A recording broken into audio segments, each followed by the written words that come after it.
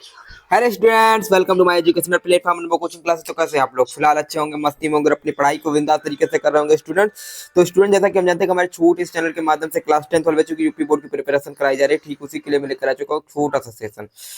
तो ये भी हम जानते हैं कि भैया कल से हमारा पेपर स्टार्ट होने वाला है। कल यानी 24 फरवरी, यह दिन सोमवार है, 24 फरवरी। हाँ बच्चे, भैया आप लोग ये मत सोचिए कि बोर्ड पेपर आपका कैंसिल होगा। बोर्ड पेपर सिर्फ यूपी बोर्ड सिर्फ प्रयागराज का कैंसिल हुआ है। जो लोग बच्चे अभी जान रहे हैं कि बोर्ड पेपर कैंसिल होगा, भैया कैंसिल नहीं हुआ, ठीक है। तो प्रयागराज में चलती भीड़ के कारण वहां का पेपर रद्द किया गया है और पेपर को पोस्टपोन करके आगे कराने का प्रयास किया जाएगा, ठीक है। तो यहाँ पेपर आप लोगों का होगा, जैसा कि आप लोग तैयारी कर रहे थे उसी तैयारी करते रहे, कोई दिक्कत नहीं। हम हिंदी का सेशन प्रोवाइड करा रहे हैं। इसमें देखिए हिंदी के जितने भी मोस्ट इंपॉर्टेंट क्वेश्चन रहने वाले हैं सब तैयार करके जाइए कल के लिए, मोस्ट इंपॉर्टेंट, ठीक। तो क्लास 10th हिंदी एक ही वीडियो में, ठीक, 70 में 70 नंबर की तैयारी हम कराएंगे। 50 महत्वपूर्ण वैकल्पिक प्रश्न है, 50 महत्वपूर्ण वैकल्पिक प्रश्न कराएंगे। इसमें देखिए जिसमें व्याकरण के रहेंगे, गद्य साहित्य और पद साहित्य के रहेंगे। नंबर एक दे रखा प्रयोगवादी काव्यधारा के कवि हैं। नंबर एक प्रयोगवादी काव्यधारा कवि कौन कौन है? तो इसमें नंबर एक हो जाएगा अज्ञेय। क्या हो जाएगा? अज्ञेय प्रयोगवादी काव्यधारा के कवि हो जाएंगे। छायावादी युग काव्य काल माना जाता है। छायावादी काल कब माना जाता है? मोस्ट इंपॉर्टेंट, छायावादी काल से आएगा। तो 1919 से 1938 तक इसको माना जाता है। उसके बाद रखा हमारे पास नीरजा के रचयिता है। नीरजा जो है, नीरजा किसने लिखा है? तो महादेव वर्मा। आपके पाठ्यक्रम में भी है, इनको तैयार करके जाइएगा। ये नीरजा आपके करेक्ट आंसर हो जाएंगे। उसके बाद आगे हम चलते हैं अगला प्रश्न पे। तो देखते हैं सन्नाटा के लेखक है। सन्नाटा किसने लिखा? तो इसमें हो जाएंगे रामवृक्ष वेनीपुरी, ठीक। सन्नाटा के लेखक हो जाएंगे रामवृक्ष वेनीपुरी। उसके बाद हम बात करते हैं और अज्ञेय सुमित्रानंद पंत प्रेमचंद, ये भी इसको तैयार करके जाइएगा। पृथ्वीराज किस विधा की रचना है? तो पृथ्वीराज किस विधा की रचना? पृथ्वी पुत्र, ठीक। पृथ्वी पुत्र किस विधा की रचना है? तो इसका करेक्ट आंसर हो जाएगा निबंध। निबंध विधा की रचना है पृथ्वी पुत्र। उसके बाद 7वां नंबर क्वेश्चन दे रखा है कि पर्दा कहानी की रचनाकार है, ठीक। पर्दा कहानी के रचनाकार कौन कौन? यशपाल है। इसका करेक्ट आंसर यशपाल हो जाएगा। जैनैन शिवानी महादेव वर्मा वीडियो तैयार करके जाइएगा। उसके दे रखा है हिंदी का प्रथम उपन्यास माना जाता है। तो किसे माना जाता है? परीक्षा गुरु को हिंदी का प्रथम उपन्यास माना जाता है। प्रथम उपन्यास किसे माना जाता है? परीक्षा गुरु को हिंदी का प्रथम उपन्यास माना जाता है, ठीक। तो उसके बाद आगे देखते हैं 9वां नंबर है तपोभूम रचना किस विधा पर आधारित है? तो तपोभूम रचना किस विधा पर आधारित है? निबंध उपन्यास विधा पर आधारित है। विष्णु प्रभाकर की रचना है। तो विष्णु प्रभाकर की रचना क्या है? तो इसमें क्वेश्चन कट गया, 10 नंबर 11 नंबर आउट हो गया। चलो कोई दिक्कत नहीं, विष्णु प्रभाकर की रचना तैयार की जाइएगा, इंपॉर्टेंट। उसके बाद देखते हैं 12 नंबर क्वेश्चन, हिंदी में नाटक रचना का प्रारंभ किस युग से माना देन है? तो हिंदी में जो नाटक रचना जो प्रारंभ हुआ है किस युग से देन है? तो भारतीय युग से ही नाटक विधा लिखी गई है, ठीक है। लहरों के राजहंस नाटक के लेखक कौन है? लहरों के राजहंस नाटक के लेखक कौन हो जाएंगे? तो इसका करेक्ट आंसर हो जाएगा तो मोहन राकेश। क्या हो जाएगा? मोहन राकेश इसका करेक्ट आंसर हो जाएगा। भारत दुर्दशा है। भारत दुर्दशा किसकी है? क्या है? कहानी है, नाटक है, एकांकी है, उपन्यास है? तो इसका करेक्ट आंसर एकांकी हो जाएगा, क्योंकि भारत दुर्दशा क्या है? एकांकी है। दीपदान एकांकी के लेखक का नाम लिखिए। राम कुमार वर्मा, जयशंकर भट्ट, जगदीश चंद्र माथुर, जयशंकर प्रसाद। तो इसका करेक्ट आंसर हो जाएगा जगदीश कुमार और राम कुमार वर्मा, ठीक। दीपदान एकांकी के लेखक। कमायनी महाकाव्य किसकी रचना है? तो इंपॉर्टेंट है, वीएमपी है। कमायनी किसके द्वारा लिखा गया भैया? देखिए ये गलत है, इसमें गलत टिक लगा है, कुछ हमको लगता है बड़े गलत, पीडीएफ भी गलत है बना दिया, ठीक है। कंप्यूटर महोदय ने भैया पीडीएफ गलत बना दिया, ठीक, टिक लगा है। देखिए इसमें हो जाए जयशंकर प्रसाद। कमायनी महाकाव्य क्या है? जहां से हमने ये फोटो उठाया उस वहीं से गलत था फिर से, ठीक है। तो जयशंकर प्रसाद होगा। कमायनी महाकाव्य किसका हो जाएगा? जयशंकर प्रसाद। ये गलत है, प्रेमचंद नहीं होगा, ठीक है। पद के साथ ही किस विधा की रचना है?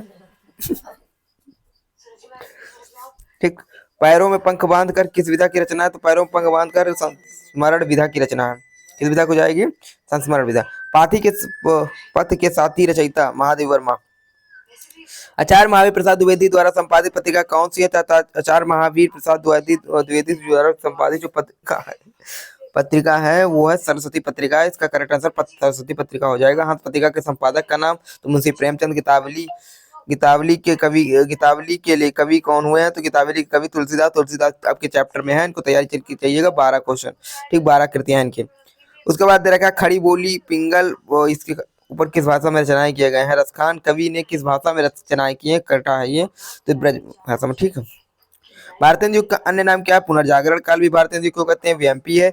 उसके बाद दे रखा है द्विवेदी युग से संबंधित ग्रंथ है। क्या है? द्विवेदी युग से संबंधित कौन सा ग्रंथ है? साकेत है, जो महाकाव्य मैथिली शरण गुप्त जी द्वारा लिखा गया, वीएमपी है।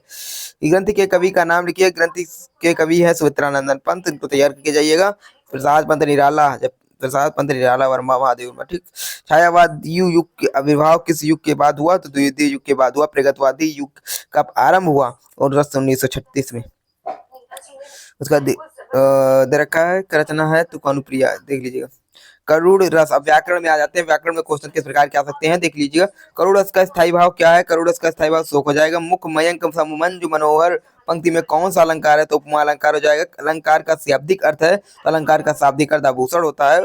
उत्कर्ष, उत्कर्ष शब्द में कौन सा उपसर्ग है? तो उत्कर्ष शब्द में उत उपसर्ग है। निष्कपट शब्द में उपसर्ग है, निस उपसर्ग है। ठीक है। उसके बाद चौमासा में समास है, द्विगु समास है। क्या है? चौमासा में कौन सा समास है? तो द्विगु समास है। अव्ययी भाव अथवा संभव में समास कौन सा? अव्ययी भाव समास है। हल्दी शब्द का तत्समक शब्द है, तो हरिद्रा। ठीक। प्रस्तर शब्द का तद्भव क्या है? तो प्रस्तर पत्थर को कहते हैं, तो इसका करेक्ट आंसर हो जाएगा पत्थर। पक्षी का पर्यायवाची क्या है? तो खग पक्षी को कहते हैं, इसका करेक्ट आंसर पक्षी हो जाएगा, चंद्रमा। ठीक। सूरज का पर्यायवाची क्या है? तो सूर्य, रवि, दिनकर, ये सब पर्यायवाची है। फल शब्द का प्रथमा विभक्ति को एकवचन क्या है? फले। नदी शब्द का चतुर्थी विभक्ति बहुवचन रूप क्या है? नदीप्या। पद धातु को लट लकार का प्रथम पुरुष द्विवचन के रूप में प्रतिष्ठिता। ठीक है। मधु शब्द का पंचमी विभक्ति एकवचन के रूप में है, तो मधुना। ठीक है। हल धातु का लट लकार उत्तम पुरुष का द्विवचन कौन सा है? तो इसका हो जाएगा। उसका देख लीजिए, ये कुछ महत्वपूर्ण बहुकल्पी प्रत्येक विभाग हम देखेंगे कौन कौन से गद्यांश हमारे लिए इंपॉर्टेंट रहने वाला क्लास 10 बच्चों के लिए, देख लीजिएगा ध्यान से। तो इसमें हे भगवान तब के लिए जो आपका गद्यांश है, ये गद्यांश देख लीजिएगा, हे ढूंढ लीजिए किताब से। ठीक। क्वेश्चन बैंक किताब में ढूंढिए, टिक लगाइए, इसको तैयार करिए। हे भगवान तब के लिए से लेकर के डैट बना रही है जो गद्यांश ये आपका, ये मोस्ट इंपॉर्टेंट गद्यांश है, इसको तैयार करके जाइएगा। पहले पहाड़ काटकर खाली डैश डैश पुलकित हो उठे, यहाँ पहले यानी पहला शब्द पहले पहाड़ से लेकर के पुलकित उठे तक का जो गद्यांश मिले, वही गद्यांश आपके लिए मोस्ट इंपॉर्टेंट है, तैयार करके जाइए। तीसरा गद्यांश विश्वास पात्र मित्र मित्रता नामक चैप्टर, पुरुष को करना चाहिए, डैश डैश करना चाहिए, तो ये आपका इंपॉर्टेंट रहने वाला है। जिंदगी को मौत के खालिस्तान यानी डैश डैश विरासत बन गई। सुंदर प्रतिमा डैश डैश हानि लाभ समझे, दूसरी बात प्रेरित यानी बात वाले से। ठीक। तो कुछ ये 5-6 गद्यांश थे महत्वपूर्ण, तैयार करके जाएगा। उसके बाद कुछ महत्वपूर्ण पद्यांश भी है, उनको देख लीजिएगा। तो पुरतेनिक्सी चारु चली चोए, ठीक है, ये वाला यानी 1 पर। ठीक है। मोर पका सिर अधरा न हो, ठीक। निर्गुण कौन मती नासी, उधो मोई उधो वाला चरण कमर बंदो और राई वाला। ठीक। उदित उदयगिर मंच पर रघुवर बाल पसंद, ये सब इंपॉर्टेंट रहने वाले हैं। उसके बाद करें जीवन परिचय, कौन कौन से इंपॉर्टेंट है? जीवन परिचय भी इंपॉर्टेंट है, ये इंपॉर्टेंट के अलावा भी पढ़िएगा, कोई जरूरी नहीं इसमें फंस सकता। ठीक है। तो महत्वपूर्ण जीवन परिचय जिसमें आचार्य रामचंद्र शुक्ल, जयशंकर प्रसाद, रामधारी सिंह दिनकर 3 इधर, और तुलसीदास, सूरदास, महादेवी वर्मा 3 इधर। हो सके तो भैया 7 चैप्टर है, तो 4 जीवन परिचय 4-5 तैयार करके जाइएगा, क्योंकि रिस्क लेके नहीं जाना बोर्ड एग्जाम में। 3 इनको अच्छे तैयार करके जाए, उसके बाद जन्म मृत्यु डेट तैयार करके जाना है।